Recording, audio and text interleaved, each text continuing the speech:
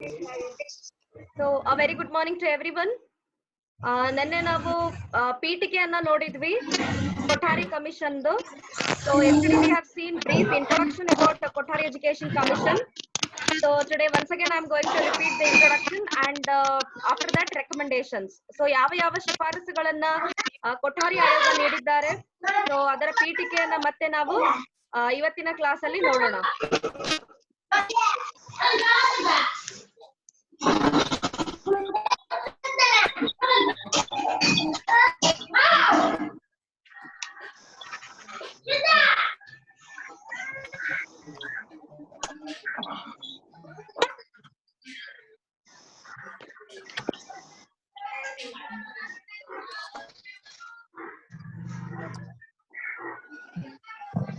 Okay, so Kothari ಆಯೋಗ ಬಂದ್ಬಿಟ್ಟು ಇದರ ಒಂದು ಅಧ್ಯಕ್ಷ ಸ್ಥಾನವನ್ನ ಯಾರು ಇದು ಮಾಡಿದ್ರು ಅಂತಂದ್ರೆ ಡಾಕ್ಟರ್ DS ಕೊಠಾರಿ ಅನ್ನೋರು.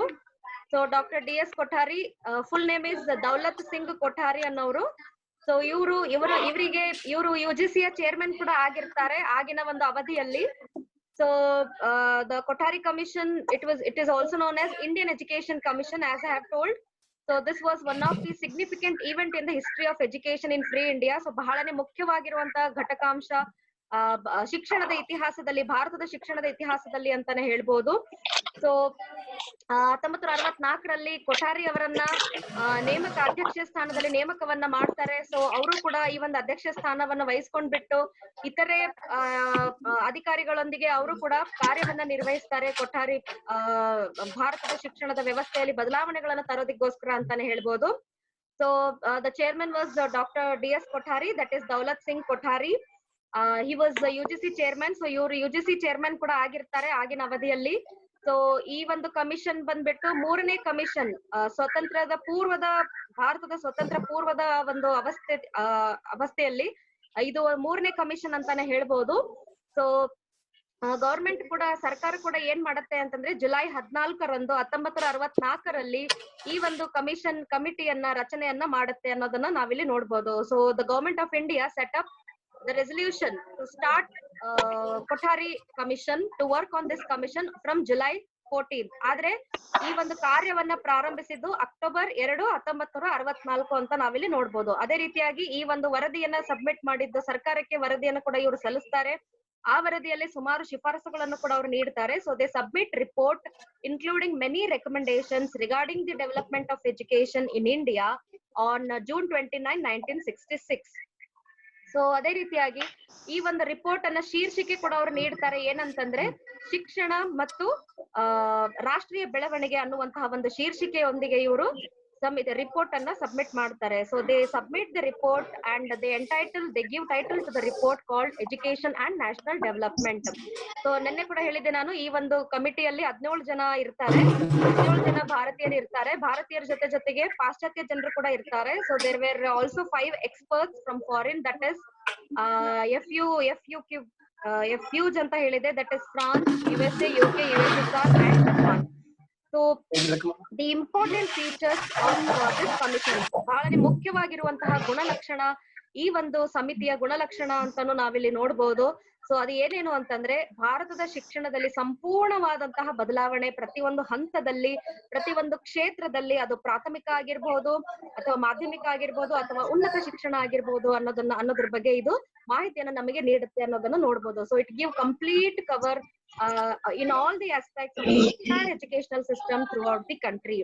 So what they believed is the country can be developed only because of education. So ಅವರು ಬಹಳನೇ ಮುಖ್ಯವಾಗಿರುವಂತಹ ನಂಬಿಕೆಯನ್ನ ಇಟ್ಕೊಂಡಿರ್ತಾರೆ, ಏನಂತಂದ್ರೆ ಒಂದು ರಾಷ್ಟ್ರ ಬೆಳವಣಿಗೆ ಆಗ್ಬೇಕು ಅಂತಂದ್ರೆ ಅದು ಶಿಕ್ಷಣದಿಂದಲೇ ಸಾಧ್ಯ ಅನ್ನುವಂತಹ ಒಂದು ಅಪಾರವಾದ ನಂಬಿಕೆ ಕೂಡ ಅವ್ರು ಇಟ್ಕೊಂಡಿರ್ತಾರೆ ಈ ಒಂದು ಸಮಿತಿಯದವರು ಅಂತ ಅನ್ನೋದನ್ನ ನೋಡ್ಬೋದು.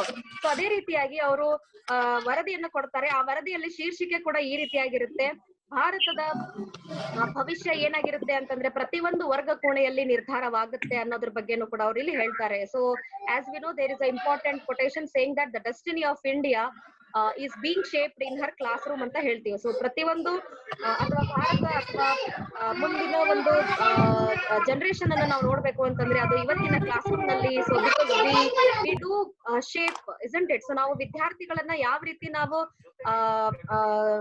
ತಯಾರು ಮಾಡ್ತೀವಿ, ಅದೇ ರೀತಿಯಾಗಿ ಒಂದು ಕಂಟ್ರಿ ಡೆವಲಪ್ ಆಗತ್ತೆ ಅನ್ನೋದ್ರ ಬಗ್ಗೆನೂ ಕೂಡ ಇವರು ಹೇಳ್ತಾರೆ.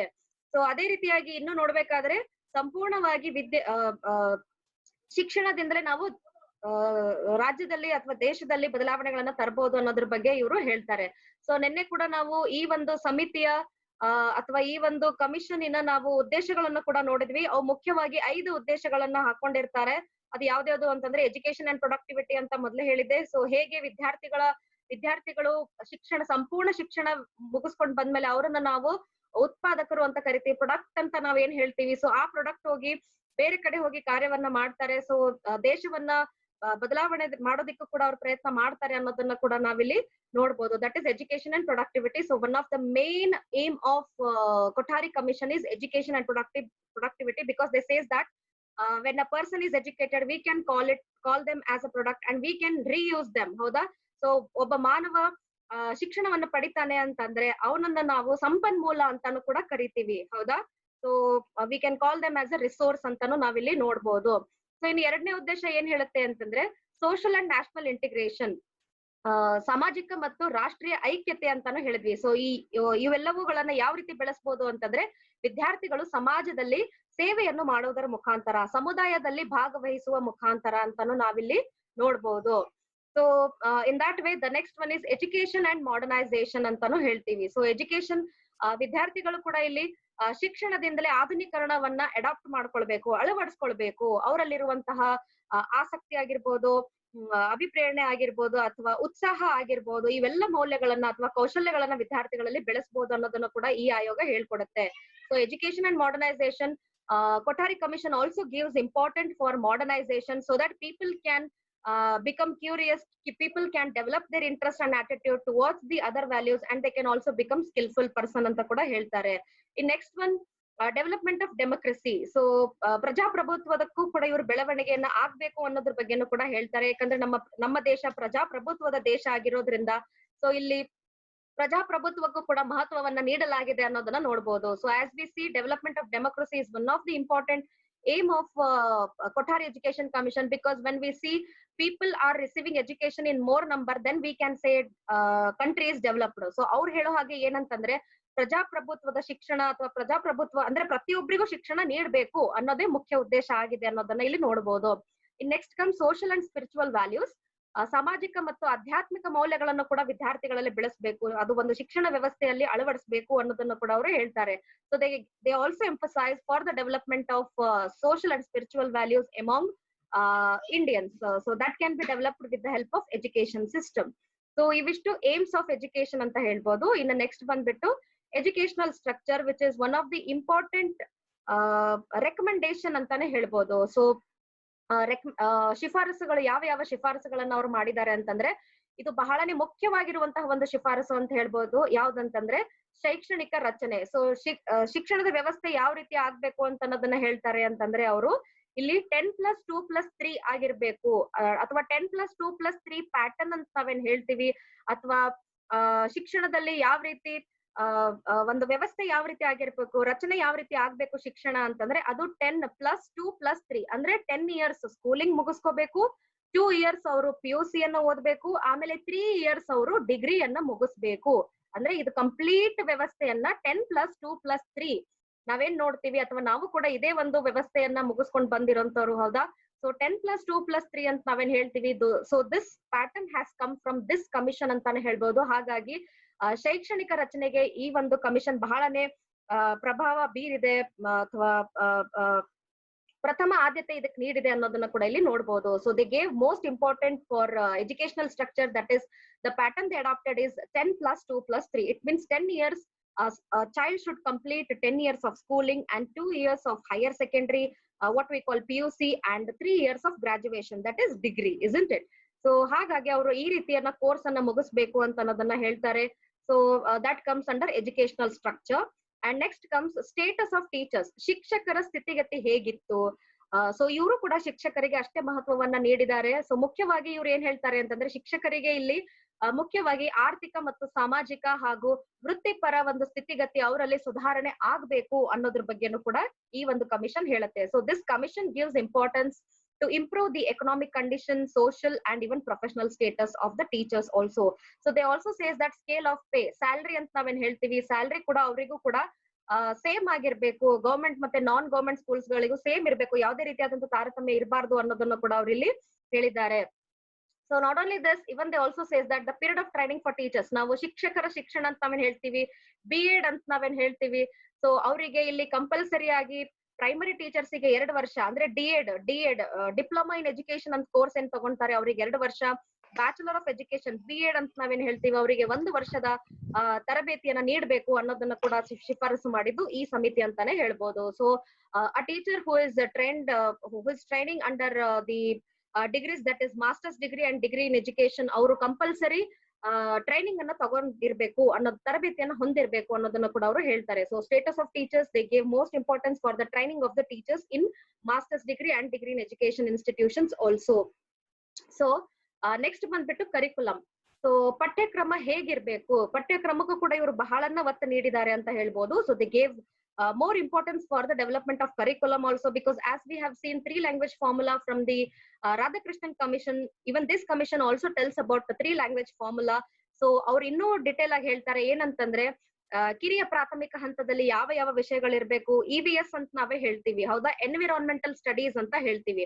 ಸೊ ಈ EVS ಪರಿಸರ ಶಿಕ್ಷಣ, ಪರಿಸರ ಅಧ್ಯಯನ ಕೂಡ ವಿದ್ಯಾರ್ಥಿಗಳು ಇರ್ಬೇಕು, ಅವರಿಗೂ ಕೂಡ ಪ್ರಾದೇಶಿಕ ಭಾಷೆಗಳಾಗಿರ್ಬೇಕು. ಅದಕ್ಕೆ ನೋಡಿ ಲೋವರ್ ಪ್ರೈಮರಿ ಸ್ಕೂಲ್ಸ್ ಅಥವಾ ನೀವು ಸ್ಕೂಲ್ಸ್ ಗಳಲ್ಲಿ ನೋಡಿದಾಗ EVS ಅಂತ ಕಂಪಲ್ಸರಿ ಇರುತ್ತೆ, ಅವರಿಗೆ ಸೋಷಿಯಲ್ ಅಂತ ಇರೋದಿಲ್ಲ, ಹೌದಾ. ಸೊ ಮ್ಯಾಥ್ಸ್ ಇರುತ್ತೆ, ಒಂದು ಪ್ರಾದೇಶಿಕ ಭಾಷೆ ಇರುತ್ತೆ, ಪ್ಲಸ್ ಅವರಿಗೆ EVS ಅಂತ ಸಬ್ಜೆಕ್ಟ್ ಇರುತ್ತೆ, ಹೌದಾ. ಸೊ ಆ ರೀತಿಯಾಗಿ ಒಂದು ಪಠ್ಯಕ್ರಮ ಇರಬೇಕು ಅಂತ ಅನ್ನೋದನ್ನ ರಚಿಸಿದವರು ಅಥವಾ ಶಿಫಾರಸು ಮಾಡಿದವರು ಈ ಸಮಿತಿದವರು ಅಂತ ಹೇಳ್ಬೋದು. So they gave importance for the development of curriculum for lower primary level. They tells that there should be one regional language, it may be Kannada or it may be the other regional languages based on the region, and along with that they can study maths and study of environment, that is EVS, environmental studies anta ನಾವು ಕರಿತೀವಿ. So ಇನ್ನು next ಬಂದ್ಬಿಟ್ಟು higher primary. Higher primary ಅಲ್ಲೂ ಕೂಡ ಅವರು 2 ಭಾಷೆಯನ್ನ adapt ಮಾಡ್ಕೊಳ್ಬೇಕು ಅಂತ ಹೇಳ್ತಾರೆ, along with mother tongue the other language, ಹೌದಾ. ಸೊ ಅದೇ ರೀತಿಯಾಗಿ ಲೋವರ್ ಸೆಕೆಂಡರಿ ಅಲ್ಲಿ 3 ಲ್ಯಾಂಗ್ವೇಜಸ್ ಅಂತ ಹೇಳ್ತಾರೆ. ನಾನ್ ಹಿಂದಿ ಇಲ್ಲಿ ಏನ್ ಮಾಡಿದ್ರು ಅಂತಂದ್ರೆ ಸ್ವತಂತ್ರದ ನಂತರ ಹಿಂದಿ ಸ್ಪೀಕಿಂಗ್ ಸ್ಟೇಟ್ಸ್, ನಾನ್ ಹಿಂದಿ ಸ್ಪೀಕಿಂಗ್ ಸ್ಟೇಟ್ಸ್ ಅಂತ ವಿಂಗಡಣೆಯನ್ನ ಮಾಡಲಾಗತ್ತೆ, ಹೌದಾ. ಹಿಂದಿ ಸ್ಪೀಕಿಂಗ್ ಸ್ಟೇಟ್ಸ್ ಅಂದ್ರೆ ಕಂಪ್ಲೀಟ್ ಆಗಿ ನಾರ್ದರ್ನ್ ಸ್ಟೇಟ್ ಗೆ ಹಿಂದಿ ಸ್ಪೀಕಿಂಗ್, ಅಲ್ಲೆಲ್ಲ ಹಿಂದಿ ಜಾಸ್ತಿ ಇರುತ್ತೆ, ಹೌದಾ. ನಾನ್ ಹಿಂದಿ ಅಂದ್ರೆ ಸದರ್ನ್ ಪಾರ್ಟ್, ನಾವು ಸದರ್ನ್ ಸ್ಟೇಟ್ಸ್ ಅಲ್ಲಿ ನಾವೇನಿದೀವಿ ದಕ್ಷಿಣ ಭಾಗದಲ್ಲಿರುವಂತಹ ರಾಜ್ಯಗಳಿಗೆ ನಾನ್ ಹಿಂದಿ ಸ್ಪೀಕಿಂಗ್ ಸ್ಟೇಟ್ಸ್ ಅಂತ ಕರೀತಾರೆ. ಸೊ ಹಾಗಾಗಿ ಅಲ್ಲಿಯೂ ಕೂಡ ಕಂಪಲ್ಸರಿ ಲ್ಯಾಂಗ್ವೇಜಸ್, 1 ಲ್ಯಾಂಗ್ವೇಜ್ ಅನ್ನು ಅವ್ರು ಕಲಿಬೇಕು ಅನ್ನೋದ್ರ ಬಗ್ಗೆ ಹೇಳ್ಕೊಡ್ತಾರೆ. ಸೊ ಅದೇ ರೀತಿಯಾಗಿ ಹೈಯರ್ ಸೆಕೆಂಡರಿಯಲ್ಲಿ ಕೂಡ ಯಾವ್ದಾದ್ರು 2 ಭಾಷೆಯನ್ನ ಅವರು ಕಲಿಬೇಕು. ಅದ್ರ ಜೊತೆಗೆ ಇಲ್ಲಿ ಇನ್ನಿತರೆ ಭಾಷೆಗಳು, ಇನ್ನಿತರೆ ಸಬ್ಜೆಕ್ಟ್ ವಿಷಯಗಳ ಕೂಡ ಅವರು ಅರ್ಥ ಮಾಡ್ಕೋಬೇಕು ಅನ್ನೋದ್ರ ಬಗ್ಗೆನೂ ಕೂಡ ಅವರು ಹೇಳ್ತಾರೆ. ಸೊ ಈ ರೀತಿಯಾಗಿ ಪಠ್ಯಕ್ರಮಕ್ಕೆ ಬಹಳ ಒತ್ತನ್ನ ಅವರು ನೀಡಿದ್ದಾರೆ. So they focused more for the development of ಕರಿಕುಲಮ್ in this commission. So ಇನ್ನು ಇತರೆ ರೆಕಮೆಂಡೇಶನ್ಸ್ ಗಳನ್ನು ಕೂಡ ನಾವು ನೋಡ್ಬೋದು. ಸೊ ಅವು ಯಾವ್ಯಾವು ಅಂತಂದ್ರೆ ಇಲ್ಲಿ ಸೈನ್ಸ್ ಎಜುಕೇಶನ್, ಸೊ ವಿಜ್ಞಾನ ಶಿಕ್ಷಣಕ್ಕೂ ಕೂಡ ಇವರು ಮಹತ್ವವನ್ನ ನೀಡಿದ್ದಾರೆ. ಸೊ ವಿಜ್ಞಾನ ಬಹಳನೇ ಅವಿಭಾಜ್ಯ, ಏನಂತೀರಿ, ಇಂಟಿಗ್ರಲ್ ಪಾರ್ಟ್ ಅಂತ ಹೇಳ್ತೀವಿ ನಾವು, ಅವಿಭಾಜ್ಯ ಅಂಗ ಅಂತಾನೆ ಹೇಳ್ತೀವಿ ಶಿಕ್ಷಣದ್ದು. ಸೊ ಅದಕ್ಕೂ ಕೂಡ ಇವರು ಮಹತ್ವವನ್ನ ನೀಡಿದ್ದಾರೆ. ಇನ್ನ ಶಿಕ್ಷಕರ ಶಿಕ್ಷಣಕ್ಕೂ ಇವರು ಮಹತ್ವವನ್ನ ನೀಡಿದ್ದಾರೆ. ವೃತ್ತಿಪರ ಶಿಕ್ಷಣ ಆಗಿರ್ಬೋದು, ಅಥವಾ ಟೆಕ್ನಿಕಲ್ ತರಬೇತಿ ಆಗಿರ್ಬೋದು, ಅಥವಾ ಕೃಷಿ ಶಿಕ್ಷಣ ಅಂತ ಹೇಳ್ತೀವಿ, ಅಥವಾ ಕೃಷಿ ಸಂಶೋಧನೆಗೂ ಕೂಡ ಇವರು ಮಹತ್ವವನ್ನ ನೀಡಿದ್ದಾರೆ. ವಯಸ್ಕರ ಶಿಕ್ಷಣ ಅಂದ್ರೆ ಇಲ್ಲಿ ಮುಖ್ಯವಾಗಿ ವಯಸ್ಕರಾಗಿರೋಂಥವ್ರು ಶಿಕ್ಷಣವನ್ನ ಪಡೆದೇ ಇದ್ದು ಅವರು ಲೇಬರ್ಸ್ ಆಗಿ ಏನ್ ಕಾರ್ಯವನ್ನ ನಿರ್ವಹಿಸ್ತಿರ್ತಾರೆ, ಅವರು ಕೂಡ ಶಿಕ್ಷಣವನ್ನ ಪಡಿಬೇಕು ಅಂತ ಅನ್ನೋ ಉದ್ದೇಶದಲ್ಲಿ ಅದಕ್ಕೂ ಕೂಡ ಇವ್ರು ಮಹತ್ವವನ್ನ ನೀಡಿದ್ದಾರೆ ಅಂತ ಹೇಳ್ಬೋದು. ಇನ್ನು ಲಿಟ್ರಸಿ ಕ್ಯಾಂಪೇನ್ ಅಂತ ನಾವೇನ್ ಹೇಳ್ತೀವಿ, ಸೊ ಇಲ್ಲಿ ಈ ಒಂದು ಕಮಿಷನ್ ಲಿಟ್ರಸಿ ಕ್ಯಾಂಪೇನಿಗೂ ಕೂಡ ಅಷ್ಟೇ ಮಹತ್ವವನ್ನ ನೀಡ್ತಾ ಬಂದಿದೆ ಅಂತ ಅನ್ನೋದನ್ನ ನಾವಿಲ್ಲಿ ನೋಡ್ಬೋದು. ಸೊ ಇಷ್ಟು ಕಮಿಷನ್ಸ್ ಅನ್ನ ಇನ್ನೂ ಶಾರ್ಟ್ ಕಟ್ ಆಗಿ ನಾನು ಹೇಳೋದಕ್ಕೆ ಇಷ್ಟ ಪಡ್ತೀನಿ. So you can see all the 15 recommendations given by the commission. So ಇಲ್ಲಿ ನಾನು 1 word ನಿಮಗೆ ಅರ್ಥ ಆಗ್ಲಿ ಅಂತ ಅನ್ನೋದ್ರಿಂದ ಕೇವಲ 1 word ಇಂದ ನಾನು ಡಿಸ್ಕ್ರೈಬ್ ಮಾಡೋದಕ್ಕೆ ಪ್ರಯತ್ನ ಪಟ್ಟಿದ್ದೀನಿ. So please try to follow this, even I will forward this for you all. So ಇಲ್ಲಿ ನೀವು ನೋಡ್ಬೋದು ಸುಮಾರು 15 ರೆಕಮೆಂಡೇಶನ್ಸ್ ಅನ್ನ ನಾನು ಮತ್ತೆ ಒಂದೇ ವರ್ಡ್ ಅಲ್ಲಿ ನಿಮಗೆ ರೀಕಲೆಕ್ಟ್ ಮಾಡೋದಕ್ಕೆ ಒಂದೇ ವರ್ಡ್ ಅಲ್ಲಿ ನಾನು ಪ್ರೆಸೆಂಟ್ ಅನ್ನ ಮಾಡಿದೀನಿ. So you can see the first recommendation free and compulsory education. ಹೌದಾ? ಸೊ ಉಚಿತ ಮತ್ತು ಕಡ್ಡಾಯ ಶಿಕ್ಷಣ ಅಂತ ಹೇಳ್ತೀವಿ, ಇದು ಕೂಡ ಇವರ ಶಿಫಾರಸ್ ಆಗಿತ್ತು. ಸೊ ಈ ಉಚಿತ ಮತ್ತು ಕಡ್ಡಾಯ ಶಿಕ್ಷಣ ಯಾವ ವಿಧಿ ನಮಗೆ ಹೇಳ್ಕೊಡುತ್ತೆ? ಸಂವಿಧಾನದ ಯಾವ ವಿಧಿ ಅಂದ್ರೆ ಅದು 45ನೇ ವಿಧಿ. So which article tells about free and compulsory education is that is article 45. article 45 tells about free and compulsory education. So ನೀವು ಇದು ಒಂದು ರೆಕಮೆಂಡೇಶನ್ ಅನ್ನ ನೆನ್ಪಿಟ್ಕೋಬೇಕು ಅಂತಂದ್ರೆ you can remember article 45. and the second is development of languages. so ಹೇಗೆ ಭಾಷೆಯ ಬೆಳವಣಿಗೆ ಆಗ್ಬೇಕು ಅನ್ನೋದು ಕೂಡ ಇವರ ಶಿಫಾರಸ್ ಆಗಿತ್ತು. ಸೊ ಇನ್ ದಟ್ ಕೇಸ್ ನೀವು 3 ಲ್ಯಾಂಗ್ವೇಜ್ ಫಾರ್ಮುಲಾ ಅಂತ ನೆನ್ಪಿಟ್ಕೋಬೇಕು. ಅದೇ ರೀತಿಯಾಗಿ ಅದ್ರ ಜೊತೆ ಸಂಸ್ಕೃತ್ ಕಲಿಬೇಕು ಅನ್ನೋದನ್ನು ಕೂಡ ಹೇಳ್ತಾರೆ. ಅದ್ರ ಜೊತೆ ಇತರೆ ಪಾಶ್ಚಾತ್ಯ ಭಾಷೆಗಳು ಕೂಡ ಕಲಿಬೇಕು ಅನ್ನೋದ್ರ ಕೂಡ ಇವರು ಹೇಳ್ತಾರೆ. So along with regional languages, along with mother tongue, and they also recommended that a child can also learn international language anta. So ಇವೆಲ್ಲ ಆದಷ್ಟು ಸೆಂಟ್ರಲ್ ಸ್ಕೂಲ್ಸ್ ಗಳಿದ್ವು ಹೇಳ್ತೀವಿ.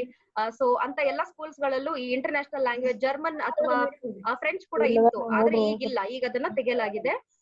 ನೆಕ್ಸ್ಟ್ ಬಂದ್ಬಿಟ್ಟು ಸೊ ಆಗ್ಲೇ ಹೇಳಿದ್ರೆ 10+2+3 ಈ ಪ್ಯಾಟರ್ನ್ ಅನ್ನ ನೀವು ನೆನ್ಪಿಟ್ಕೊಳ್ಳಿ. 10+2+3 that will be helpful for you to recollect.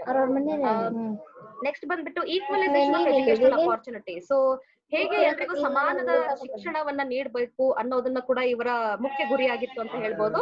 ಹೇಗೆ ಅಂತಂದ್ರೆ ಅದು ಸಾಮಾನ್ಯ ಶಾಲಾ ವ್ಯವಸ್ಥೆ ಅಂದ್ರೆ ಇಲ್ಲಿ ಕಾಮನ್ ಸ್ಕೂಲ್ ಸಿಸ್ಟಮ್. ಅದಕ್ಕೆ ನೋಡ್ರಿ ಕೇಂದ್ರೀಯ ವಿದ್ಯಾಲಯ ಆಗಿರ್ಬೋದು, ಅಲ್ಲಿ ಏನಾಗಿದೆ ಅಂತಂದ್ರೆ ಕಾಮನ್ ಸ್ಕೂಲಿಂಗ್ ಸಿಸ್ಟಮ್, ಎಲ್ರಿಗೂ ಸೇಮ್ ಕರಿಕ್ಯುಲಮ್, ಎಲ್ರಿಗೂ ಸೇಮ್ ಯೂನಿಫಾರ್ಮ್, ಎಲ್ರಿಗೂ ಸೇಮ್ ಟೆಕ್ಸ್ಟ್ ಬುಕ್. ಸೊ ಈ ರೀತಿಯಾಗಿ ಸಮಾನತೆಯನ್ನ ಕಾಪಾಡಬೇಕು. ಇಲ್ಲಿ ಯಾವುದೇ ರೀತಿಯಾದಂತಹ ಜಾತಿ ವ್ಯವಸ್ಥೆಯನ್ನ ಇಲ್ಲಿ ಎಲ್ರಿಗೂ ಸಮಾನತೆಯನ್ನ ನೀಡಬೇಕು, ಸಮಾನದ ಶಿಕ್ಷಣದ ಅವಕಾಶವನ್ನ ಒದಗಿಸಬೇಕು ಅನ್ನೋ ದೃಷ್ಟಿಯಿಂದ ಅವರು ಸಾಮಾನ್ಯ ಶಾಲಾ ವ್ಯವಸ್ಥೆ ಕೂಡ ಅವರು ನೀಡ್ತಾರೆ. So they importance for equalisation of educational opportunity.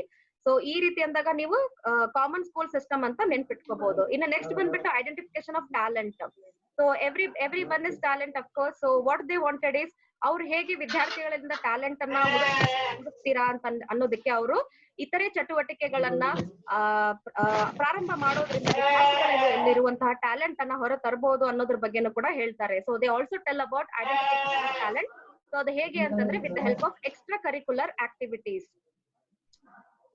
So next comes curriculum. So here you can see curriculum, ಪಠ್ಯಕ್ರಮ. ಎಲ್ಲಾ ಹಂತದಲ್ಲೂ ಕೂಡ ಪಠ್ಯಕ್ರಮವನ್ನ ಅವರು ಶಿಫಾರಸು ಮಾಡಿದ್ದಾರೆ.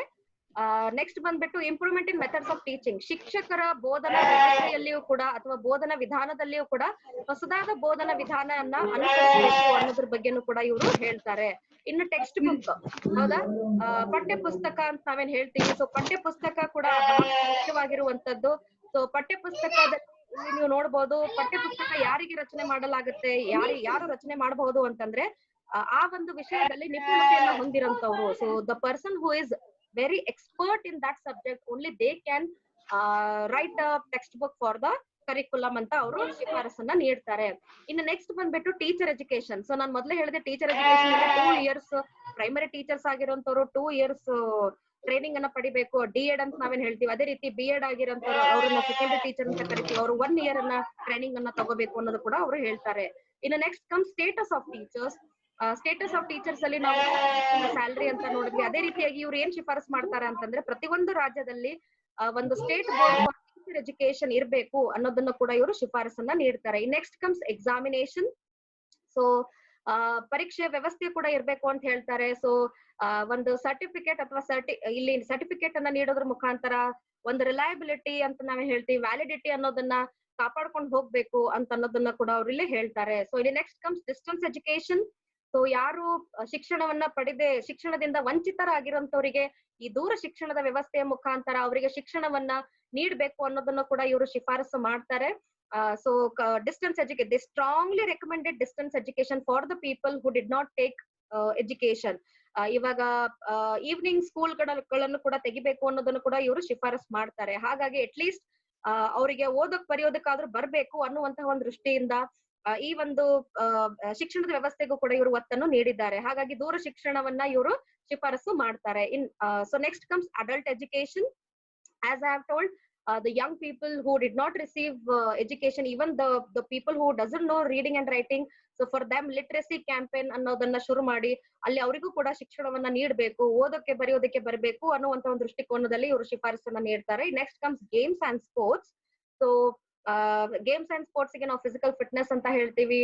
ಸೊ ಅದು NCC ಆಗಿರ್ಬೋದು ಅಥವಾ ವಿದ್ಯಾರ್ಥಿಗಳಲ್ಲಿ ಬೇರೆ ಇನ್ನಿತರೆ ಚಟುವಟಿಕೆಗಳಿಂದಲೂ ಕೂಡ ವಿದ್ಯಾರ್ಥಿಗಳಿಗೆ ಫಿಸಿಕಲಿ ಫಿಟ್ ಆಗಿರ್ಬೇಕು ಅನ್ನೋ ಒಂದು ಕೂಡ ಇವರು ಶಿಫಾರಸನ್ನ ನೀಡ್ತಾರೆ. And next comes education of handicapped. So ಇದು ಬಹಳನೇ ಮುಖ್ಯವಾಗಿರುವಂತದ್ದು. So what they tells is at least one institution should be there for physically handicapped students in each district. So ಪ್ರತಿಯೊಂದು ರಾಜ್ಯದಲ್ಲಿ ಈ ಒಂದು ಹ್ಯಾಂಡಿಕ್ಯಾಪಿನ ಶಿಕ್ಷಣ ಸಂಸ್ಥೆ ಇರಬೇಕು ಅಂತ ಅನ್ನೋದ್ರ ಬಗ್ಗೆನೂ ಕೂಡ ಇವರು ಹೇಳ್ತಾರೆ ಅಂತ ಅನ್ನೋದನ್ನ ನಾವಿಲ್ಲಿ ನೋಡ್ಬೋದು. So all these are major recommendations or important recommendations given by Kothari Commission.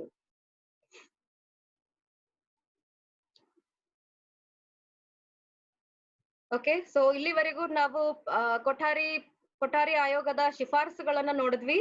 So somebody has raised hand. Renuka